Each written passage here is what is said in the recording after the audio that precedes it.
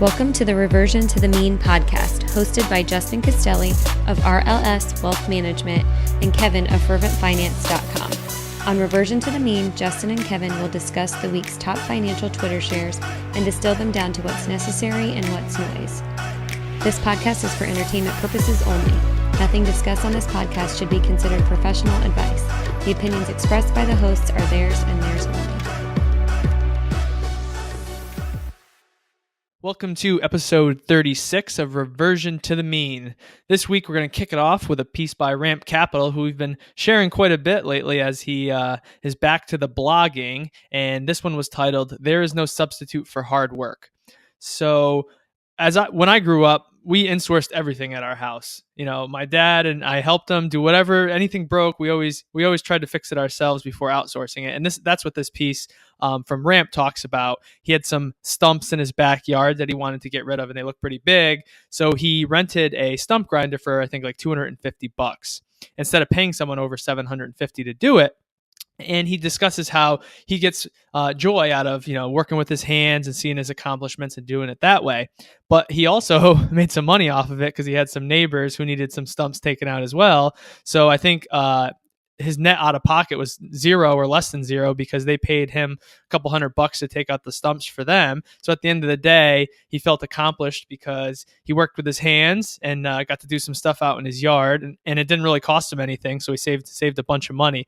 And so he pokes fun at millennials just because we don't know how to do anything with our hands, which is wrong. I know some people don't, but Justin's pointing to himself right now in the camera. But I've always liked doing stuff myself. Now I understand it doesn't always make sense to do it yourself, especially if it could be dangerous or it's not that expensive to outsource it. I know we've talked on the podcast before. Justin likes to outsource some things, but I really liked how he put this, and I agree with him. After I work with my hands, I usually feel pretty good after it. After I work with my hands, I'm extremely frustrated, and then I still have to call somebody to fix it. So I am on the complete other side. Like my dad, we would paint our house and paint the inside of the house and do some things, but like as far as construction, like that's not in my family's DNA. So I didn't grow up doing that. So it's not anything that I learned. If I enjoyed it, to me, the whole reason I would say Ramp is doing the right thing is because he said he enjoys it. Yeah. Like if you hate it, then when you factor in your time and the frustration and what else you could be doing, like I would much rather pay the extra $500 or whatever to not have to go through all that and have it done properly. Prime example, and this is embarrassing, so I'm gonna be honest with everybody. We have probably like 6 or 7 small minor things that need to be fixed in our house that we've just been kicking down the road. Part of it is some of it stuff happened like when I was starting my business, so it was either spend money on fixing, so we had a small leak in the upstairs laundry room, and it put a little wet spot in the drywall in the ceiling in the kitchen. So we got the leak fixed because that was the main issue, but it was like right before I had a client event at our house, and I just put a white piece of paper over the hole. If you picture a kitchen, it was above the cabinets, and our cabinets are real tall, and it was kind of shadowed as well. So you couldn't really see it that much. But I've had a piece of paper over a hole in my ceiling for like 5 years. But it wasn't anything that was a problem. But now we've got all these little things like that. It's not bad. It's not making our house fall apart. But I can't fix it. I can't drywall it. And I just would rather spend those dollars elsewhere. Now we're in a different position. We're saving again and things are good. So we're going to get all these little minor things fixed. And I know it drives my wife crazy, but I can't do it. And I don't want to do it and mess it up and make it look worse. I'd rather just eventually hire somebody to do it. Yeah, and you work for yourself, and so does your wife. So anytime you spend not doing home improvement type stuff, you guys can actually be making money, where a traditional employee who's making a salary and really not interested in side hustling or being an entrepreneur, it might make sense for them to try to figure it out in their spare time if they find a little bit of enjoyment out of it. But yeah, it's definitely two different situations, and everyone's mileage may vary.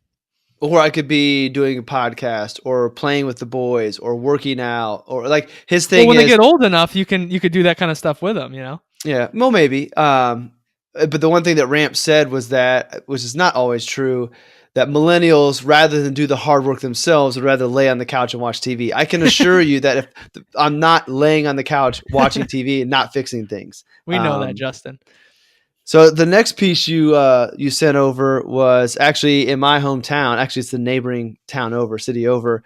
But there's a chef that plans to retire in 5 years. It was kind of a case study that they did in the Wall Street Journal. What were your thoughts on that? Yeah, I like when they kind of get into the weeds with someone's financial situation and they kind of bear all with regards to their assets and their plans for the future. So this celebrity chef, he's 48 years old and he wants to retire in the next 5 years. And he makes a pretty good income through working as a chef, and then he does some TV stuff and product endorsements. So he's pulling in almost $500,000 a year. But his assets are pretty crazy. He owns a ton of rental properties in Florida and in New York. Well, actually, he owns three, but they're worth $5 million. But he has $4 million in mortgages on those. But they are netting him over 200 grand a year, which is awesome. And then he owns a personal residence down in Florida that's worth $4 million, and he basically has it paid off, which is awesome. So his assets are a little over $5 million. So looking at that right away, I was thinking, oh, this guy's in great shape. But his problem is that he doesn't really have much in terms of financial assets compared to his real estate holdings. So he notes that he wants to move to Arizona and buy a condo, and he'll sell the Florida house that's valued at $4 million.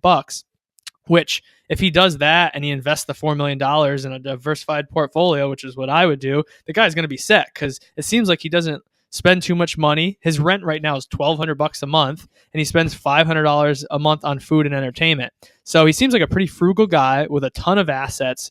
So I think once he sells that Naples house down in Florida, he's going to be, doing pretty well. What do you think, Justin?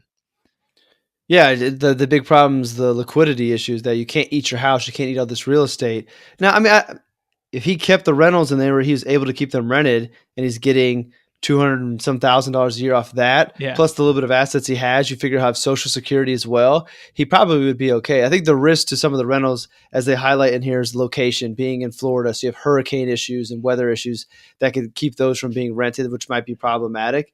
I mean, I prefer having more liquid assets. I prefer market assets over real estate, but that's just because I didn't grow up with real estate being the foundation of like what I was dealing with. There are plenty of people who their wealth is amassed through real estate, and they continue to have all these rentals through retirement and no real market assets. I mean, if you understand it and you're comfortable with that, I don't think there's anything wrong with it. It's just not the way that I would go. But the neighborhood that he works in is a real expensive neighborhood. I've been to a wedding reception. He probably cooked the food at the wedding reception, and it was ridiculous. So I'm sure that all the indie advisors have been knocking down his door. The problem with real estate is he's not very diversified, right? He owns 3 rental properties, I think, 1, 2, 3, yeah, and that's generating $240,000 a year in rental income, which is awesome because he's only got $1 million in equity. So that's over 20% return on equity every year. Those returns are insane. But at the same time, they're in Florida. 2 are in Florida. 1 is in New York. So there's hurricanes, and I'm sure they're insured. But it's just you're not very diversified. If we hit a little soft spot in the economy here, the Florida properties might not do as well, and maybe one could become vacant, and that can throw you off pretty bad if 1 of 3 properties goes vacant. So there's just it's just not as diversified as I would like. It seems like it's working for him though. Before we move on, I do want to point out one thing. That I think the coolest part of this whole story is in the first paragraph, that it talks about how he arrived in Florida at the age of 16 by a boat from Haiti, and he began working as a dishwasher at first. So not to get like political and going down a path I don't want to go down, but so many people complain about things, and we still live in the best country in the world. Like, for somebody to have that opportunity. Now, he worked hard, maybe had a little bit of luck. He's been extremely smart financially. I wonder if there was any other type of windfall of like inheritance or something that helped him get some of these properties, because it's probably been a while. It probably hasn't always been that he's been making this income that he's had. So he's worked up to it. But I wonder if there's any help along the way that we don't see. I have no idea, but he's definitely done a great job, and that's a crazy story. Yeah, he came to the U.S. at 16 by a boat, so I'm assuming it's not inheritance just from that statement alone. But it's a crazy story, and if that's not the American dream, I don't know what is. And he might as well keep the TV appearances going in retirement. Like, if he can stay, even if it's part of it, it's $100,000 to be on TV a handful of times. Like, cut that down and get $50,000 there. Keep a little bit of the rental, sell that. Like, he'll be smooth sailing. Oh yeah. The next piece that we are going to talk about is from Fast Company, and the title is Six Women Share Their Biggest Financial Mistakes. Now, I was reading this, and I don't know why they have to put women there, because I think these pertain to anybody, and these are mistakes anybody can make. So I was kind of thinking about this from that perspective. The six were, racking up credit card debt, not investing in real estate sooner, failing to research higher education, not pursuing real-world experience sooner, irresponsibly spending, and not investing. So I think, a lot of these we've talked about on the podcast. You read about all the time. People kind of get further along in their career and they look back, I wish I saved more. I wish I invested sooner. A lot of these are, pretty typical stuff. But one that kind of stood out to me that I just wanted to discuss, because I don't want people to kind of get caught up in this mindset, where the number 2 one was not investing in real estate sooner. And we just talked about real estate, so I think it fits in well there. But the person that their perspective that they're sharing is someone who bought a rental property in 2014, so probably close to 5 years ago now, and it's appreciated 50% over that time. So they're using that to say, hey, like, I wish I invested in real estate sooner because it goes up 50% every 5 years. That's just not going to happen for everybody. This person was probably in one of those geographies, whether it's New York, Boston, California, where real estate prices have been soaring. And they, I'm not saying it's not all luck. They probably did a lot of due diligence, but someone who is Justin says no, but if they were in the Midwest or, somewhere else where property prices have been pretty, fairly stagnant or just appreciating with inflation, they're not going to see, those kind of returns. So I don't like how they cherry pick this one person's perspective of how just because, we bought a house and it appreciated 50% in less than 5 years, everyone should invest in real estate sooner because, your finances will thank you for it. I just don't think that's the case.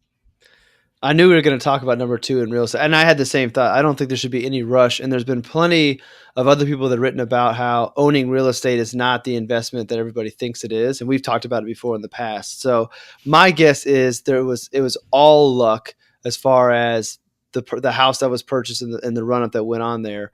I don't think that, unless they were able to find like a foreclosure or something, and I think it was all luck on there. The one I wanted to point out was the irresponsible spending too much money. And I like the example that they gave. It was not, and they talked about partying and not saving money, but paid for my own wedding, followed 2 years later by paying for my own divorce. As a result, I have debts rather than savings and don't own my house. So there we go again, don't own my house. But I just wanted to bring it up that I think it is so stupid, the amount of money that is spent on weddings now. I know that not that you should skimp and not make it a nice day, but like to see $100,000 weddings is completely stupid. I remember in the past, not really a client, it was when I worked at the 403B company, a teacher pulled money out of 403B, out of retirement, paid taxes. The wedding had to have been like $75,000, $80,000. And within the first year, they were already divorced. Like that money is pissed away and the retirement is wrecked because of a wedding that ended in a divorce in less than a year. So be responsible when it comes to weddings. Don't be stupid. How do you really feel, Justin? That bothers me so much. Like the day should be about the husband and wife. It shouldn't be about showing people up. Mom and dad, like it shouldn't be like their day to brag to all their friends about how nice their kid's wedding is. Just like, you don't have to go down to the town hall and get married and spend nothing, but be reasonable. Make sure you're saving for your 401k and your IRA, and then worry about spending money on the wedding. Exactly. All right. Exactly. The next piece is from the Wall Street Journal. The 4% mortgage is back, and the first chart in this piece shows that leading up to the end of 2018, so around November of 2018, 30-year fixed mortgage rates were approaching 5%, and they have dropped off a cliff since that time, and now they're hovering just above 4%. So I think this article talks about how mortgage applications have been increasing, refinancing has been increasing. And one piece that I thought was pretty interesting is someone they interviewed noted that there's some psychological thing with the 4% rate. So once people start advertising like rates for 3.99%, people psychologically go crazy. They're like, oh, that's so low. I want to lock it in. So they're going to go, try to buy a house, or they're going to refinance. It just kind of spurs action. And I don't know if that's good or bad for the, real estate market, but I think the stats they show here is it just makes people a lot more active in the space. I talked about this on my weekend review video for All About Your Benjamins. I think you lucked out that you guys didn't buy that house a couple months ago, because now you got a better interest rate. Yep. I actually got an email this week from a client that they just bought a house out in Portland, and she was asking me that their mortgage broker approached them about refinancing. She wanted to know if that made sense. Were there any red flags? And they'll end up saving like over $100 a month. And within a year and a half, they will have recouped the closing costs. So I think if you think about refinancing, and this is what I talked about in my video, is just make sure you understand like what costs may be associated with that, and it may or may not be worth it. So see if there's any prepayment penalty. If you just purchased in the last 6 months, I haven't seen it very often, but sometimes mortgages can have a prepayment penalty. What are the closing costs going to be, and how long will the savings in your monthly mortgage take to recoup that? And will you be in the house that long? So if you think you're going to be moving in the next year, it'd be great to have a 4% interest rate, but you're probably not going to recoup that cost. So don't be stupid and refinance just to have a 4% and a lower payment. You got to think about the bigger picture. But I think it'll be good. Heading into spring, which is when people want to start buying anyway. So that might keep the real estate market moving forward, and hopefully it doesn't get out of hand. But when the real estate market's doing pretty well, that's usually a good sign for other things, because people tend to tie their net worth and their feelings towards their finances to their house, because it's usually their biggest asset. Yeah, and even if you bought a house in November, which was only 5 months ago now, at 5%, rates are hovering around 4% now. So if you have a $300,000 mortgage, that's saving 1% on your mortgage rate. It's going to save you $3,000 in interest a year. So a lot of times, those recouping those closing costs, especially if you're going to save 1% on your mortgage, is going to happen pretty fast. So definitely something people should consider if they have a mortgage. So, Kevin, I think you like to think of yourself as a rational person when it comes to your personal finance. What's been an irrational goal of yours for a long time? Yeah, so Justin is sharing my tweet from this past week, where I I tweeted that I think I'm a pretty rational person. I put saving for our future first before I think about spending, and I shared that one of my irrational goals that I've had for a long time now, since I was probably in college, is to buy a cabin on a lake somewhere, probably in a rural place. Because back in college, one of my good friends that I was roommates with in college, his father had a place up in upstate New York that we would go to at least twice a summer and spend a long weekend up there. And it was I just loved it. You get away. We didn't have cell phone service, so even if you wanted to use your cell phone, you couldn't. And we were outside, hanging out, relaxing. It was just awesome time. And I always think back about, on that time very fondly. So it's something that I've considered, in the future doing. But I know, in the personal finance space, having a second residence isn't exactly, rational, because there's so many other things that could use that money, whether it's retirement, saving for kids' college. That's where I say things. You throw your CFP education out the window. Like, you learned that for the exam. Now let's move to real life. And whose place is it to say what's rational or not? I think you prioritize what's most important to you. And if having that cabin, this is what I do with my clients. If having that cabin is important for you, then that's rational. And there's nothing wrong. And who cares what Susie Orman or some other idiot out there says that you shouldn't have that? Because you're choosing. Like, you're going to go into it knowing, if I buy this cabin, then I might not be able to do this, or I may have to do this, or work this much longer. And if you know that going into it and you're okay with that, then that is a smart decision. You're enjoying it. Who knows if you ever make it to retirement? So get the cabin. So I say your only issue with that is put it somewhere warm. Like, don't go somewhere cold and go up north. Like, be somewhere warm. But to your point, I agree. That's not my irrational purchase. My irrational purchase is actually irrational. But we have friends that have lake houses, or their family have lake houses, and we'll go up in the summer and we'll boat and every time I come back home, I'm like, man, I would love to have a lake house.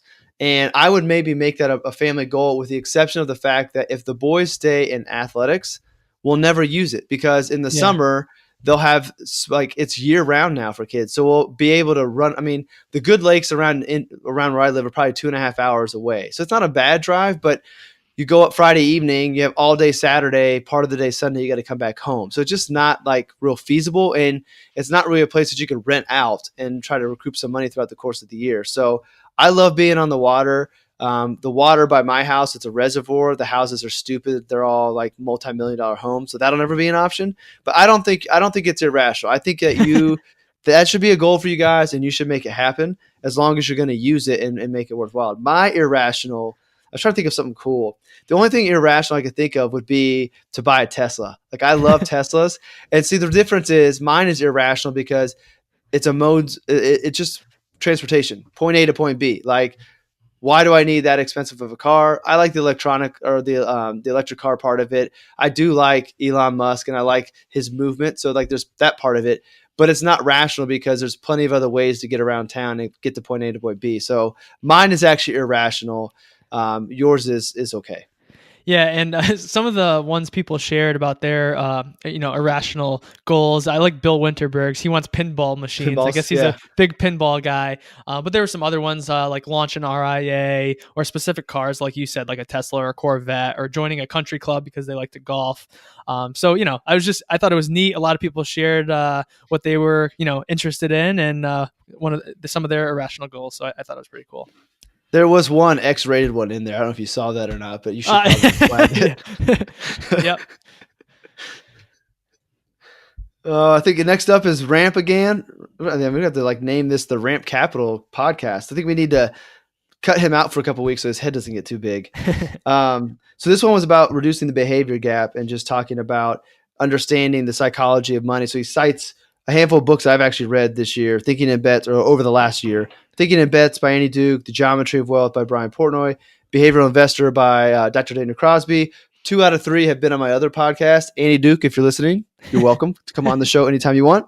But I thought this was a good piece. And he highlights the end of last year versus this year in the market, because that's where a lot of this comes into play. And, a lot of people probably sold out at the end of the year. And again, not to keep plugging my other stuff, but I actually talked about this on my video for last week from the Weekend Review, because what I've done the last 2 weeks is I highlighted the headlines about the markets on Monday and the headlines on Friday, and it's bipolar in the news as far as what's going on in the markets, and people follow these headlines and the emotions get a hold of them and they make bad decisions, and that's all about behavior. So he talks about he scaled things back and went your way and went passive on most of his money. And he's got like 5% of his portfolio that he can trade kind of as his gambling money. And I have no problem with that. I have a few clients that we've built that in. If that's something that they want to do and it's an amount that's not going to blow their plan up, I don't see anything wrong with them doing a little bit of trading to kind of meet that need, but not cause any harm.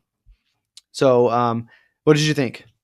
Yeah. And, it's basically something that I went through probably around the same time, around 5 years ago, where I thought investing was, picking individual stocks and having some thesis that I, made up after reading something in the news about why I should buy a stock, and you hold it, and then for a certain period of time and you sell it, and that's investing. And then, I went through the same thing where I realized, that's not for me. I'm not going to be able to compound my retirement money that way. So, I ended up going the passive route. So he keeps 95% of his assets in that, a passive basket of index funds where he has that 5% to gamble with. I don't even have 5% to gamble with, because if you think about it, if you have 5% of your assets in speculative stocks or just, single individual stocks, even if one doubles and there's 10 stocks in that, you're going from, a 0.5% allocation to that one stock to a 1% allocation. It's not going to make or break you. And I understand if you enjoy doing that and it's a hobby of yours, go for it. But if you're thinking you're going to, compound your money that much faster by, taking some long shots with investing, it's not really going to have that much of an impact if you're only doing it with, a pretty small percentage of your portfolio. Yeah, if I had to guess, he's not doing it for any impact to the portfolio. It's more to meet that behavior that he wants to do the trading. Because you're exactly right. A 5% allocation is not going to make. That's why you keep it to 5%. It's not going to make or break your portfolio. That's the same thing I think about when you hear other investment strategies out there, like managed futures or alternative investments, and they recommend like a 5 to 6% allocation. I'm like, yeah. What good does it do other than to say you have it? Like, if you're really going to do it, you need to have a significant amount, and then that scares me. So, I don't think he's doing it, and I'm with you. If you're trying to do it to amplify things, it's not going to be worth it. Yeah, but it's definitely better to do it with 5% of your portfolio than 95% of your portfolio. So if that's what you need to feel like you're still, active and in the game, then go for it. The next piece is from Ben Carlson, and I think you shared this one: Personal Finance for Normal People. Yeah, I thought it was good because he talks about how is so much about finance people don't want to talk about. And when he says normal people, he's just like the average person. When I first read normal people, I was like, ooh, is he going to offend people with that title? But then as I got reading it, it wasn't offensive in any way. But he just was saying that there's really only a few ways to get the masses to read about personal finance. And I don't know if that's because most people don't grow up talking about it and it's just not interesting to them. If it's because people just want to avoid it because they don't either know or they're embarrassed of their personal situation. But the 3 ways to get people reading are to make them angry. So he highlights the one that went around, and I swear this was the same one that went around like 9 months ago. It did, yeah. A couple in New York City makes $500,000, or they're able to save $500,000 on a $50,000 salary. And I swear, I think all the numbers were the same, and everybody got just as upset this time as they did 9 months ago when it circulated. So make people mad, stress them out, make fear, or get quick rich schemes are the ways that you can get a lot of people to really read a finance article. So I just thought it was good for him to point that out, and maybe chances are the people who need to read this aren't reading it because it's not scary. It's it's not get quick. Everything it should be, it's not. But I thought it was good just to kind of highlight why we see certain titles the way they are, the clickbait type stuff, because that's what gets people to read it. I wonder what would happen if you went with one of those like get quick rich schemes as the headline, but then you threw in savings and budgeting and diversified portfolio in the actual, would people quit reading once they got into it, or would they feel like they invested enough time they got to finish the article? Yeah, it's kind of sad that that's what people, a lot of writers are resorting to is these, and it's not them either. It could be the editors that are trying to drive clicks to make more money for the website. But who's gonna the average person isn't gonna read an article about how to save more in your 401k. The title, what is the matter with you? Hurry up, you'll never retire if you don't save. Maybe that'll garner some clicks, but unfortunately, you don't want to have to stress people out to get them to save more for retirement. But I guess that's the case. It's not, we don't understand it, but it's not interesting to everybody, right? So I think that's why you have to either make them angry, stress them out, or hold the carrot in front of them that they can get rich if they read your article to get people to read it. And that's unfortunate, but I don't have an answer to get people more interested in saving for retirement or saving for a rainy day. There's just nothing I know of to get people to do that. All right, so this week your task is to come up with a clickbaity, fearful headline for this week's episode. All right, and we'll see, and we'll do an experiment and see if our downloads go up because we're going to scare the shit out of everybody. Sounds good. Here's your this is your warning, right? Yeah, exactly. I think we're to recommendations now, correct? Yep. All right, what you got this week? So I think you had mentioned Annie Duke before. She was on Patrick O'Shaughnessy's Invest Like the Best, and I've heard her on podcasts before. And I don't know, since it's been her book's been out for a while now, so she's done a lot of them. She was awesome on this podcast, and she talks about decision making. And I like how when people are talking about decision making, it's basically about how we're not as smart as we think we are, and that gets in the way of our decisions a lot of the time. And she goes into kind of a lot of the science behind that and the psychology behind that, which I found was very interesting. And if you don't know who Annie Duke is, she's a retired poker player. So a lot of this, she learned through her poker career. But before that, I think she was involved in neuroscience throughout college and almost got a PhD in a similar field. So she's just very educated on the subject, and then lived it for 20 years or so playing poker. So it was extremely interesting. She's worked her way into the finance community as a staple. She's on a lot of the podcasts, and then she was at Alpha Architects Democratized Quant. So Alpha Architect had this get together. I think they invite 75 people, and they talk about quantitative strategies. But I saw a picture from the night before, and Annie was there. So she has worked her way into the finance community. And actually, I got to meet her. She would not remember me, but last summer at the Evidence-Based Investing Conference, she spoke, did her presentation, and I was standing around talking to Tadas Visconta. Another name drop right there. Joey Fishman, who is with Ritholtz Wealth Management out in Portland. And then Annie comes up and is standing right next to us and talked to us for like 15 minutes. Nicest person in the world. Like, she was just awesome. Nice. So that's my Annie Duke story. So my recommendation is this Thursday is the first annual National FinTwit meetup in Washington, D.C. So if you don't know, over the last year and a half or so, there have been kind of just some local FinTwit meetups. People from Twitter getting together, having cocktails. And there's a youngster named Jamie Catherwood who had the first real big one in DC. And actually, it wasn't as big as I thought, come to find out. But he had nameplates made and all this stuff. And he showed that Morgan Housel was there. And then other people started doing it as well. So I reached out to Jamie last year in the early fall, and said, "Hey, I've got this idea to do a national FinTwit meetup, and you're the perfect person to kind of partner up with to do this because you've done a good job networking and you've done it before. Let's do it." So we spent some time trying to figure things out, and we're struggling with location. And then finally, we kind of decided on let's try to tack it on to a conference. So everybody's going to be at a conference. Let's go the day before. And then he did this meetup in DC was just a normal one, and all of a sudden, like Tyrone Ross is coming down from New York, and all these people from close by are starting to come. And then we got a couple people who are coming further, and Jamie texted me and said, "Hey, I think we should make this DC the national one." So that's what happened. So we're going to have, I think at last count, we had over 150 people RSVP. Jeez. We've got a restaurant rented out that we're going to have the happy hour and some appetizers, and people can order food and stuff. And I think there's some more stuff rolling out afterwards. I forget the name of the coffee place. I should know it. I think there's something going, Compass Coffee, maybe. I think there's something going on there. Don't quote me on that and hold me to it, but I think. And then the next day, I think it's already filled up. There's a round table at Bloomberg headquarters. So should be a good time. Kevin's going to be there. I don't know if we'll be able to squeeze in an on the road episode real quick, but maybe we'll take a selfie and put it on Twitter or something at least. So my recommendation is FinTwit meetup in DC. Looking forward to seeing everybody there. If you're not there, don't suffer too bad from FOMO because it's going to be awesome. And I'm getting in on Wednesday. So if anyone's in the area and wants to hang out the night before, let me know. You guys can crunch some numbers and read some CFP case studies. It'll be a blast. You got anything else? That's all I have this week. All right. Thanks, everybody, for listening. You know the drill. allaboutyourbenjamins.com, ferventfinance.com for the show notes. Leave us some feedback, some reviews, 5-star reviews, share us. And also, don't be afraid to reach out to us and let us know if there's anything more we could be doing to make this even more fun for you, because I know we're having fun. So thanks for listening, and we'll see you in the next episode. See you in DC.